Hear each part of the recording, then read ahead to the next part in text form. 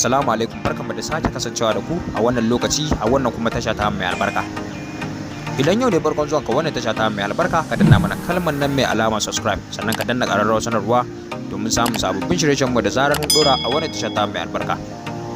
A yau shirin namu da duniyar saurari na ganin ka sai tattauna ne akan wayannan mawaka guda biyu kamar yadda kuke gani. A nan dai kamar yadda kuke gani akwai M Zakir Niger da kuma Hamisu Breaker. Akwai na masoya Hamisu Breaker, ina kuma masoya M Zakir Niger. Muna so ku fito ku ware mana tsakanin wayannan shahararrun mawaka guda biyu, M Zakir Niger ko kuma Hamisu Breaker. Wanne ne biyo wani tsara wakar soyayya a ji ta kuma jiradinta har ma ya bare ta. Kuma a inda zamu tantance wannan zamu shiga waƙoƙin wayannan mawaka guda biyu kamar yadda kuke gani ɗaya bayan ɗaya domin ku ji kuma ku tantance mana tsakanin su wanne ne biyo wani tsara wakar soyayya a ji ta kuma jiradinta har ma ya bare ta. Kada ka manta kai ne ka danna like sannan ka danna subscribe, mun gode. Yanzu da farko za mu fara shiga wakar M Zakir Niger domin ku jidda ta kasance, sannan daga baya za mu shiga wakar Hamisu Breaker domin ita ma ku jidda ta kaya, sannan ku ji ku ware mana tsakanin su wanne ne biyo wani tsara wakar soyayya a ji ta kuma jiradinta har ma ya bare ta. To masoya Hamisu Breaker da masoya M Zakir Niger kumar matso kusa domin ku jidda wakokin za su kasance, sannan ku ji ku ware mana tsakanin su wanne ne biyo wani tsara wakar soyayya a ji ta kuma jiradinta har ma ya bare ta.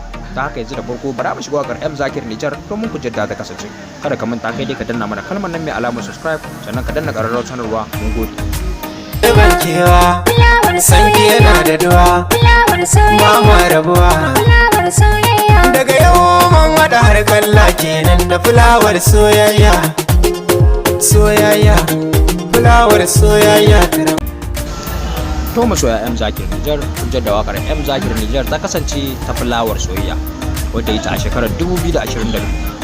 Yanzu kuma fara mu shiga wakar Hamisu Breaker domin ita ma ku jidda ta kasance, sannan ku ji ku ware mana tsakanin wayannan shahararrun mawaka guda biyu M Zakir Niger da kuma Hamisu Breaker wanne ne biyo wani tsara wakar soyayya a ji ta kuma jiradinta har ma ya bare ta. Kada ka manta kai dai ka danna mana kalmar nan mai alamar subscribe domin samun sababbin shirye-shiryen mu da zarar mun dora a wannan tasha ta mai albarka. Sannan ka danna mana liking domin samun bidiyoyin mu da zarar mun dora a wannan tasha ta mai albarka mai suna Sauti Zalla Hausa TV.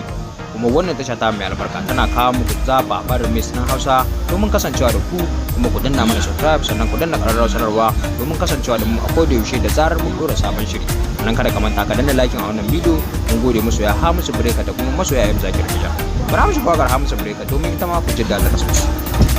To masoya Hamisu Breaker, ku jidda wakar Hamisu Breaker ita ma ta kasance ta amarya wadda ita a shekarar 2025, kuma wakar ta karaɗe duniya ma zan ce baki daya.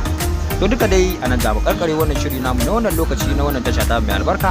Domin haka kada daga manta ka danna mana kalmar nan mai alamar subscribe, sannan ka danna ƙararrawar sanarwa domin samun sababbin shirye-shiryen mu da zarar mun dora a wannan tasha ta mai albarka mai suna Sauti Zalla Hausa TV.